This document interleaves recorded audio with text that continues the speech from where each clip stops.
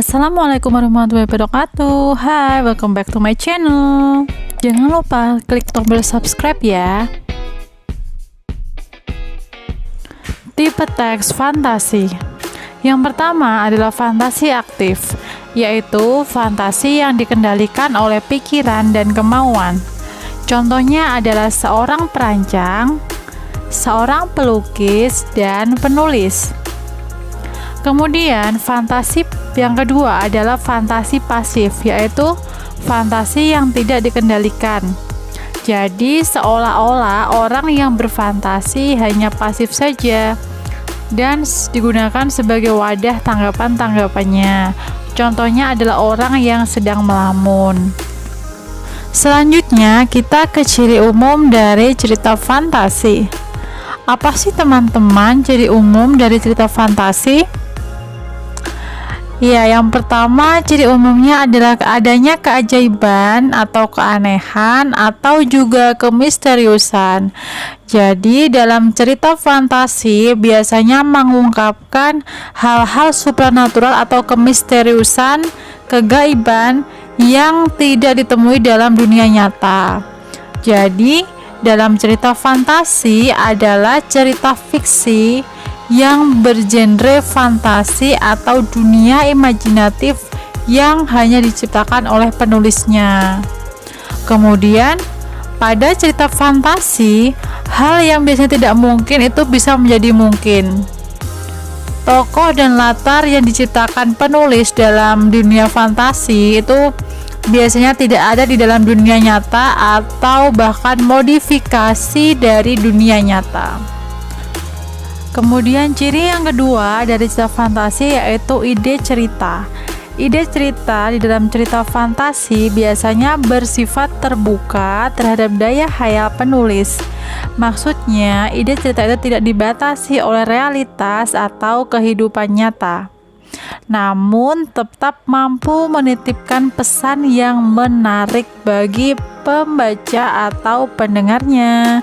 Contoh dari cerita fantasi yaitu pertempuran Komodo dengan siluman serigala untuk mempertahankan tanah leluhurnya. Kemudian petualangan di balik pohon kenari yang melemparkan tokoh ke zaman Belanda, zaman Jepang, zaman kegelapan karena tumbukan meteor.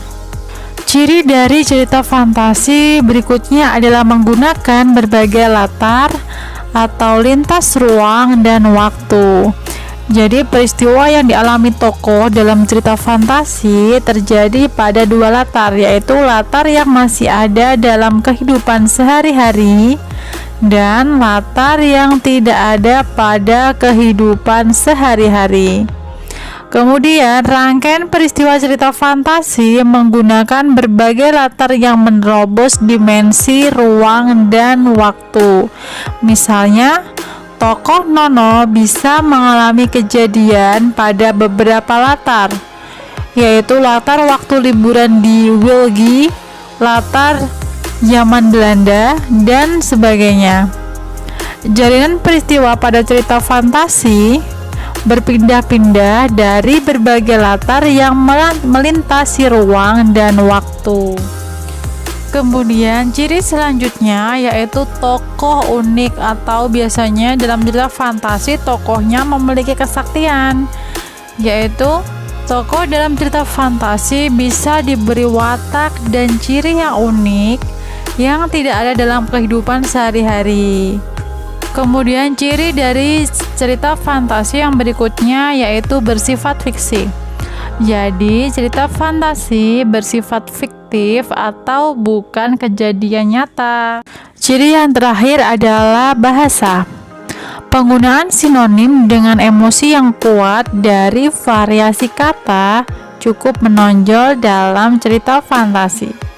Bahasa yang digunakan juga variatif, ekspresif, dan menggunakan ragam percakapan bukan bahasa formal.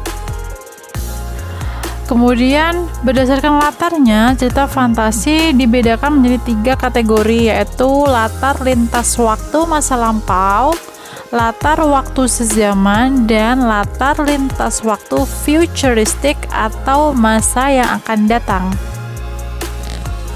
Jenis cerita fantasi berdasarkan dengan kesesuaian dalam kehidupan nyata dibedakan menjadi dua kategori, yaitu fantasi total dan fantasi sebagian atau irisan. Fantasi total yaitu fantasi yang berisi tentang fantasi pengarang terhadap objek atau tertentu.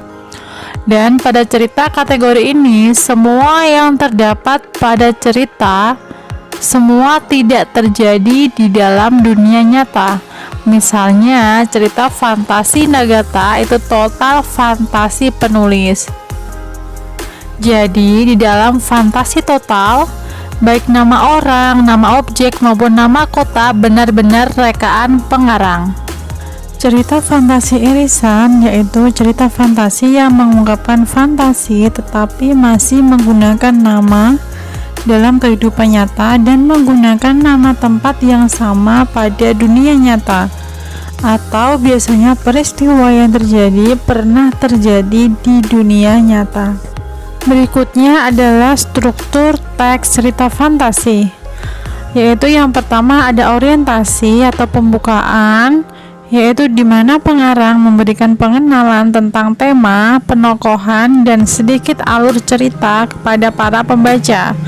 Kemudian yang kedua adalah konflik, yaitu bagian yang terjadi, permasalahan dimulai dari awal hingga menuju puncak masalah.